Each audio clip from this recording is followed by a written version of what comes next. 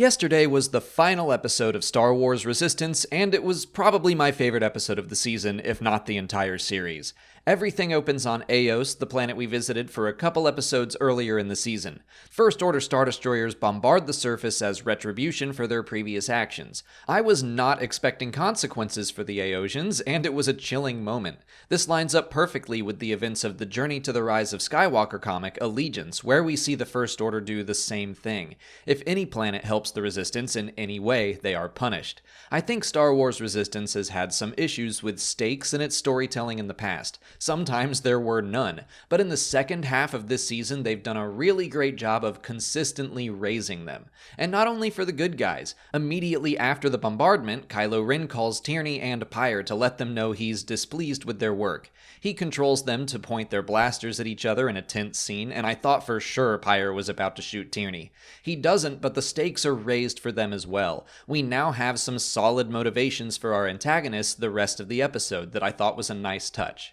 But the bombardment leads Tam to steal her comlink back and contact Kaz and Yeager. They get the message, and of course they think it's a trap, but Kaz insists on believing Tam so they can bring her home. This is the third time this season something like this has happened. Someone reaches out for help, our heroes consider the fact that it could be a trap, they go anyway, and they get into trouble. But I do not mean that as a criticism. I think that was completely intentional. Both times before, the situation was a trap. Nina the engineer led the First Order right to the Colossus, and Norath, the First Order agent, accidentally allowed Kaz, Yeager, and Synara to be captured by a bounty hunter.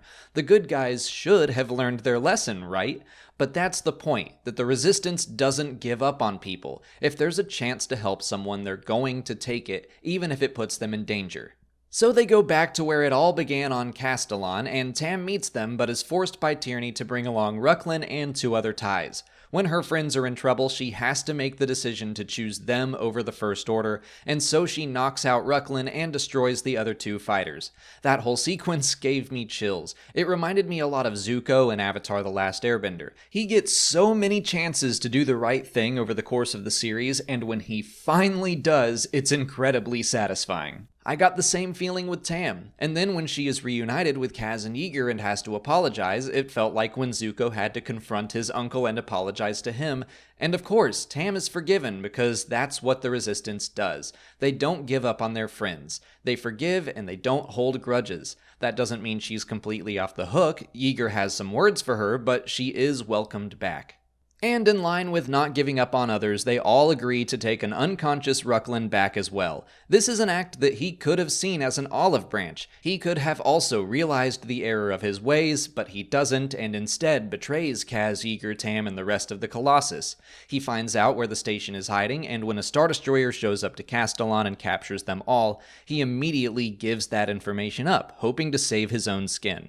But he learns too late that the First Order doesn't care about people. They don't care about loyalty, they care about usefulness. If there's even a slight chance that usefulness is questionable, then so be it. Stormtroopers, pilots, officers, everyone is expendable, and the only person that isn't is the person in charge.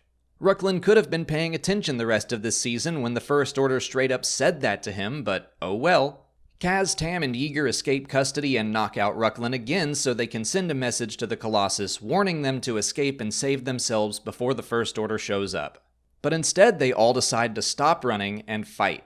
This episode felt a little bit like a smaller scale, more personal Episode 9. There are a few Resistance pilots on board, but for the most part it's just people realizing that they can make a difference after all. This is something I've been saying I wanted to see since the first season. The Colossus is home to mostly civilians who just want to live their lives. This whole season, all they wanted was for things to go back to normal. That's why they went to Eos, so they could just settle down again. But they all finally reached their breaking point and stood up against the First Order. It's just one space station standing up to one Star Destroyer to save 3 people and a droid. It's not a massive rebel fleet standing up to the Sith fleet to save the galaxy, but it's a start. And that's the spark of the Resistance. To quote Zori and Lando, there are more of us and we're not alone. And if we stand up for what's right together, we can make a difference. It's a great message, and yes, it's pretty much the same one told in Episode 9, but this one is translated down for a younger audience, and I don't think it's a lesson anyone is too young to learn.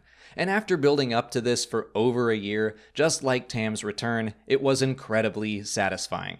The Colossus defeats the Star Destroyer and all our heroes escape, bringing Tam safely home. They all gather in Antziz, not as Team Fireball, but as Team Colossus, and our story ends. If I had one criticism to this finale, it's that I wish it were slightly less personal. Everything with our characters was wrapped up neatly and emotionally, and I loved it. But I do wish there were one or two more scenes showing our heroes finally joining the larger resistance. Have Poe come back. Maybe show Leia welcoming them to Batuu or Agent Kloss or one of the known bases. Give some cameos to Finn, Rey, or Rose, or even just give us a line about the Colossus heading out to join them somewhere.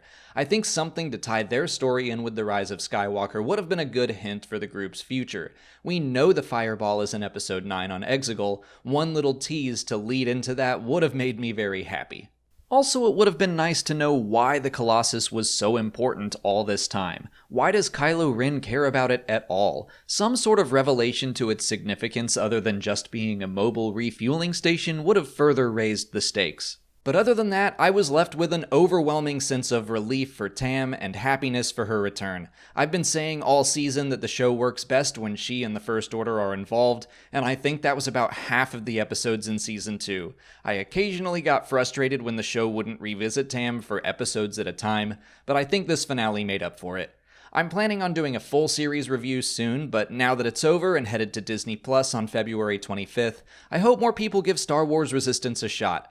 Of the 3 animated shows, I'll admit it's my least favorite. It's targeting a much younger demographic, and I don't think it ever got the chance to, quote, age up the way the Clone Wars and Star Wars Rebels did until right at the end. But it still had some really great episodes, and this finale definitely leaves me with a feeling that I'm gonna miss these characters in a week's time. But those are my thoughts on the end of Star Wars Resistance. Let me know what you thought of the episode and the series in the comments. If you haven't already, please like this video, subscribe to the channel, follow us on Twitter, Instagram, and Facebook, and consider checking out our Patreon page. As always, thanks for watching, and may the Force be with you.